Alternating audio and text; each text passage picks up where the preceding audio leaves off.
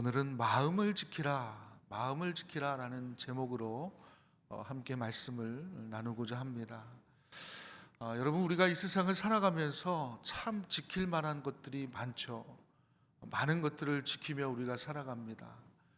건강을 지키며 살아가시는 분들은 운동을 많이 하시고, 또 재산을 지키기 위해서 저축도 하고, 또 보험도 들고, 또 어떤 분들은 투자도 합니다. 자녀들을 지키기 위해서 참 많이 애를 쓰고 있죠. 저 같은 경우는 특별히 이 머리카락을 지키기 위해서 많이 애를 쓰고 있습니다. 그런데 오늘 성경은 우리에게 이렇게 말씀합니다. 자, 23절 말씀을 보시면 이렇게 말씀합니다. 모든 지킬 만한 것 중에, 그리고 뭐라고 말씀하고 있죠? 더욱 내 마음을 지키라. 자, 그 중에서도 우리가 지킬 만한 것들이 많이 있지만, 그 중에서도 무엇을 더 지키라 말씀하고 있습니까? 내 마음을 지키라. 그러니까 우리의 마음을 지키라는 거예요. 여러분, 그러면 왜 마음일까? 이 마음이라고 하는 히브리어가 레부입니다. 레부. 근데 이 레부라고 하는 이 단어는 보통 우리가 무언가를 생각하고 무언가를 이렇게 결정하는 건 뭘로 하죠? 네? 머리로 하죠. 보통 머리로 하잖아요. 머리를 굴려가지고 내가 이것을 어떻게 하지? 어떻게 생각하고 어떻게 결정하고, 또 복잡한 상황들을 판단할 때 우리는 보통 이제 머리로 한다고 이렇게 생각을 하죠. 그런데 히브리어 레브는, 특히 히브리인들은 무언가를 결정하고 또 어떤 것을 판단하고 하는 것을 머리가 아니라 마음으로 한다고 생각했습니다. 마음으로 생각한다는 거예요. 특별히 우리가 어떤 무너지지 않는 의지 있잖아요. 의지. 내가 이걸 꼭 해야지, 절대로 나는 이걸 놓치지 않을 거야 하는 그 의지도 머리가 아니라 마음으로 한다고 생각을 했습니다. 그래서 히브리인들은 마음이 무너지면 인생도 무너진다, 이렇게 생각을 한 거예요. 그만큼 아주 중요한 것이 마음이라는 겁니다. 저는 우리 조치원교회 성도님들 모두가 이 마음을 잘 지키시기를 바랍니다. 그래서 무너지지 않는 그런 인생을 살아가시기를 축복합니다.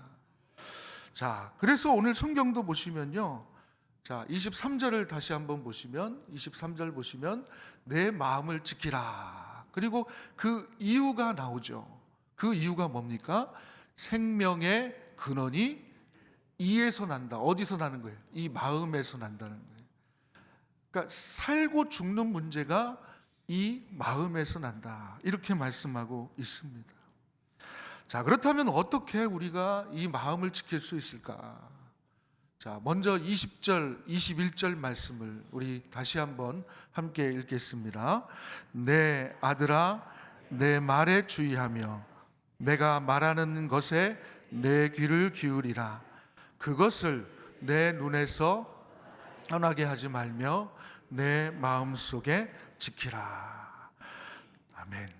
자, 여러분, 이 잠언 4장의 말씀은 여러분도 잘 아시는 지혜의 왕, 누구죠?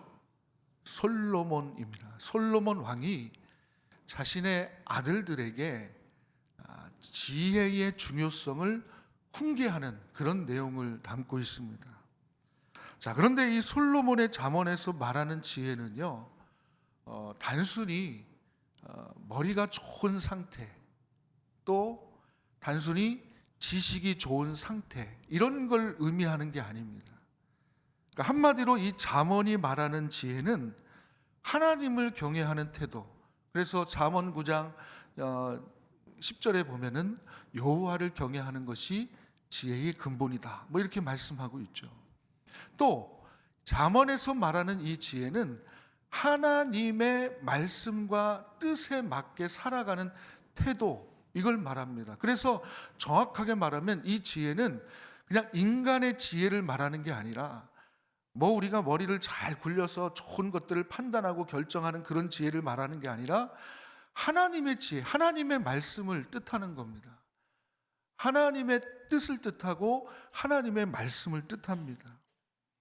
그래서 오늘 20절, 21절에 나오는 이 말씀을 다시 한번 보여주시면 내 아들아 내 말에 주의하라. 이 내 말은 결국은 하나님의 지혜를 말하는데 하나님의 말씀을 의미하는 거예요.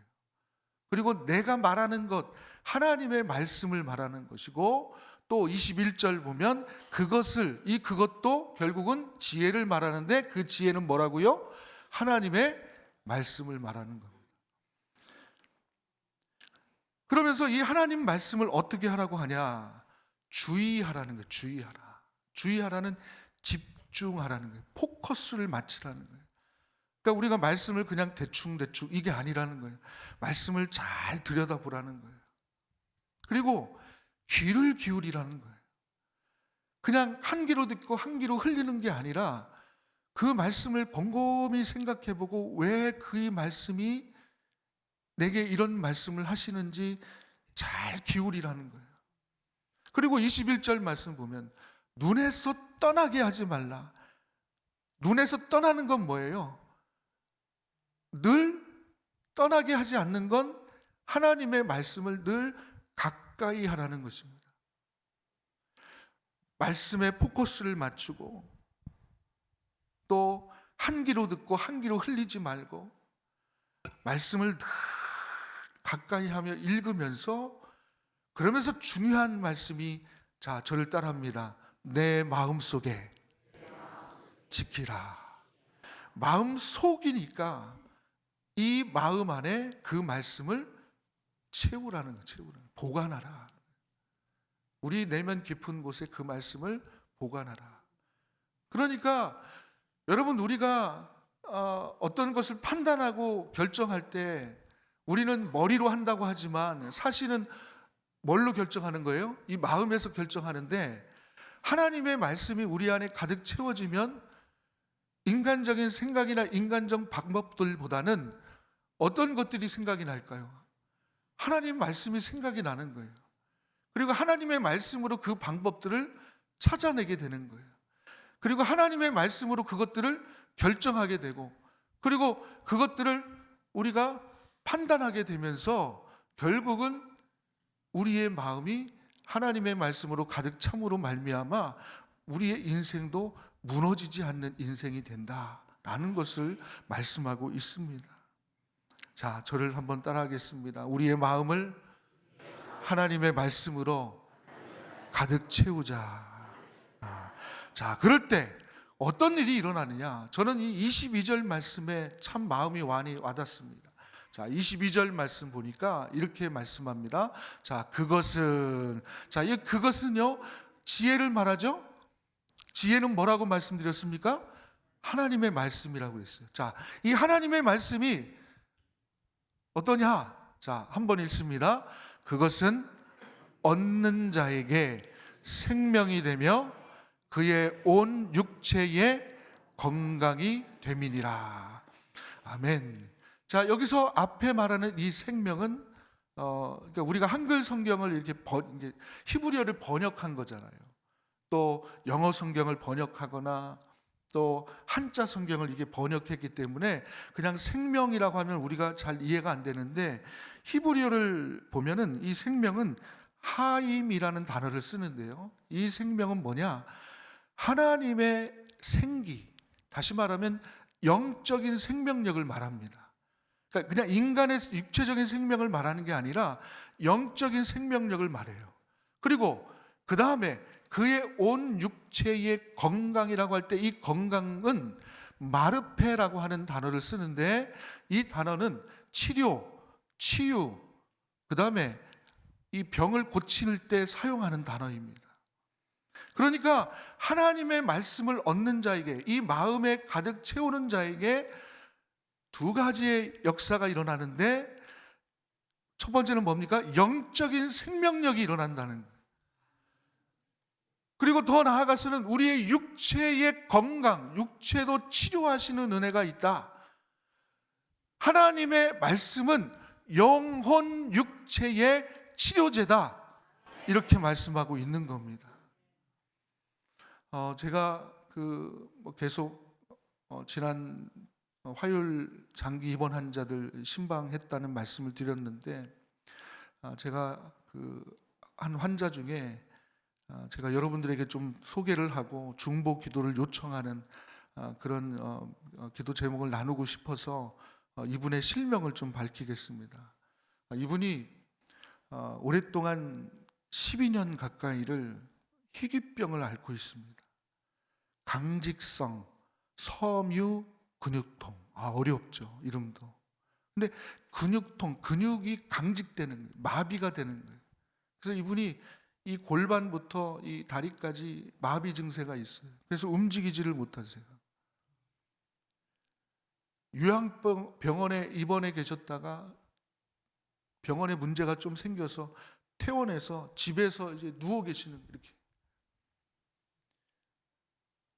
제가 이분의 실명을 공개하겠습니다. 여러분 생각날 때마다 기도해 주십시오. 장복순 집사님이십니다. 근데 이분이 이렇게 누워 계시는 거예요. 저희가 갔는데 그 집사님이 이렇게 말씀하시는 거예요. 지나온 세월들을 막 이야기하세요. 얼마나 말씀을 하고 싶으셨겠어요. 한 30분 가까이를 계속 말씀하시는데 제가 가만히 들었어요. 이분이 하시는 말씀의 골자는 그거예요.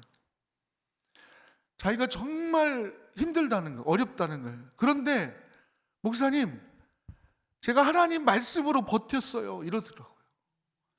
그러면서 하시는 말씀 중에 하나가 뭐냐면, 마가복음 9장 23절에 보면 할 수 있거든이 무슨 말이냐, 믿는 자에게 능치 못함이 없느니라. 이 말씀이 본인을 살렸다는 거예요. 그거 말씀을 꼭 붙들고 지금까지 살았다는 거예요. 남편분은 일하러 가셨어요. 매일 일하러 가시죠. 자녀들은 또 자기 일들 보니까 혼자 이렇게 집에 누워 계시는, 몸이 불편하니까 화장실 갈 때는 옆에 휠체어에 그냥 몸을 간신히, 그나마 팔은 좀 괜찮으신가 봐요. 이렇게 움직여가지고 화장실도 가시고 식사도 그냥 그렇게 하시고 그러면서 살아오시는 거예요. 여러분이 그분의 입장이라면 어떻겠습니까? 절망하지 않으시겠습니까? 근데 그분 이렇게 머리맡에 보니까 그 성경책하고 요즘 우리가 사순절 기간을 이렇게 지내면서 필사하죠. 요한복음 필사하시죠? 그 필사책이 있더라고요. 제가 그것을 이렇게 끄집어서 딱 봤어요. 봤더니 이분이 요한복음 거의 10장까지 필사를 하고 계셨어요.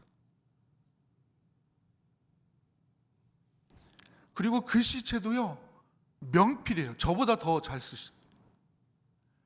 한 땀 한 땀 쓰시는 거예요. 그러면서 그분이 말씀하는데 하나님의 말씀이 저를 살렸다는 거예요. 하나님 말씀이. 여러분, 대부분의 많은 사람들이 그런 질병 속에 있으면요, 포기해요. 인생을 포기하죠. 자포자기하는 심정으로 살아가죠. 마음이 무너져 버려요. 그런데 그분은요, 하나님의 말씀으로 채우니까 그 말씀으로 무너지는 인생이, 마음이 무너지지 않으니까 버티면서 살아가시지만 그 마음속에는 희망을 품고 계시더라고요. 하나님이 그런 분을 어떻게 하실지 우리가 어떻게 합니까? 기적적으로 일어나게 하실지 어떻게 알아요? 그분은 그걸 생각하고 있는 거예요. 하나님이 할 수 있거든이 무슨 말이냐, 믿는 자에게 능치 못함이 없느니라, 이 말씀을 마음에 확 붙잡고 사시니까, 목사님, 저 하나님 말씀대로 일어날 걸 기대하고 소망 가운데 제가 살아갑니다. 그러면서 살아가시더라고요. 여러분, 생각나실 때마다 장복순 집사님 위해서 기도해 주시길 바라요. 오늘 22절 말씀을 준비하면서 저는 그분이 생각났습니다. 그분은 몸이 약해졌지만 마음은 강하셨어요. 마음은 무너지지 않으셨어요. 그 이유가 뭘까요? 이유는 하나입니다. 하나님의 말씀으로 마음을 채웠기 때문에. 내 마음을 지키라. 내 마음속에 지키라. 그 말씀을 마음속에 지키고 계시기 때문에 무너지지 않았던 겁니다. 하나님의 말씀으로 희망을 놓지 않는, 하나님의 말씀은 영혼 육체의 치료제임을 여러분 믿으시길 바랍니다. 그분이 증거예요. 여러분의 마음은 지금 어떤 상태입니까? 여러분의 마음은 지금 건강하십니까? 혹시 상처와 원망으로 오염되어 있지는 않습니까? 말씀보다 세상의 소리에 더 귀를 기울이고 계시지는 않습니까? 하나님의 말씀으로 채우시길 바랍니다. 그것이 우리가 사는 길입니다. 기도하겠습니다.